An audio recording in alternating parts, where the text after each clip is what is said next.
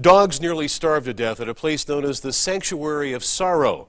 Contact 13 Chief Investigator Darcy Spears has the story of their journey that spans 3 states, ending near Las Vegas. Now you can help them get a new lease on life, but a warning, some of the images in this story are disturbing. Dogs emaciated, suffering chronic seizures due to malnutrition. Coats so matted they have to be sedated and shaved down. I've seen some neglect cases, but they were never this bad. At VCA Black Mountain Animal Hospital in Henderson, Dr. Randy Wynn is treating Miss Molly, Rosie, Maddie, and Buddy. The dogs that have been brought here to Black Mountain Animal Hospital have been in really bad shape. They probably hadn't been fed in weeks. Buddy here is covered in sores and couldn't even walk when he was first brought in. The doctor didn't think he was even going to make it. Pressure sores on dogs, just like bed sores on humans, come from being unable to move, either from weakness or not enough space. Dr. Wynn says it would take months of neglect for a dog's condition to deteriorate like this.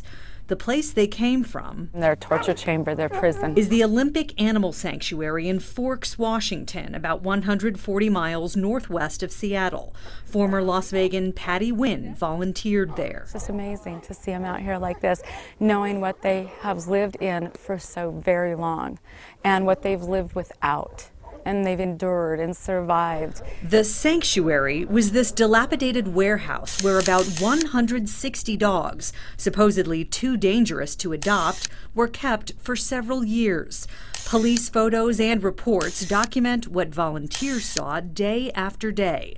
Dogs living in darkness, kept in tiny enclosures with little to no exercise, an overpowering stench, and only sporadic access to food and water.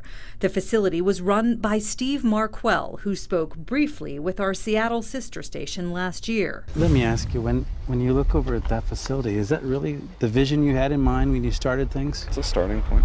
It's a starting point. Yeah. Anyway, I don't want to do an interview.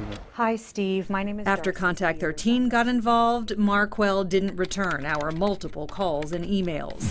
He was never charged with abuse or neglect, and though police investigated, they said they didn't have enough probable cause to serve a search warrant. Under mounting pressure from the media and community, Marquell fled Washington in late December with 124 dogs crammed into crates in the back of this semi-truck. And when he disappeared with these dogs, everybody was very, very frightened for them. They were very scared for their well-being. Robert Masseri with Guardians of Rescue convinced Marquell, I think he felt defeated, to bring the dogs to the Rough House Sanctuary near Kingman, Arizona. How could I say no? Because there was nowhere for them to go. And the fear was that he would take off into the mountains or the desert and just disappear. And then, you know, the probability that all these animals would have perished is so real. Buddy was hours away from death when Hillary Allison rushed him to Dr. Wynn. Because at first you'd look in his eyes and there was nobody there.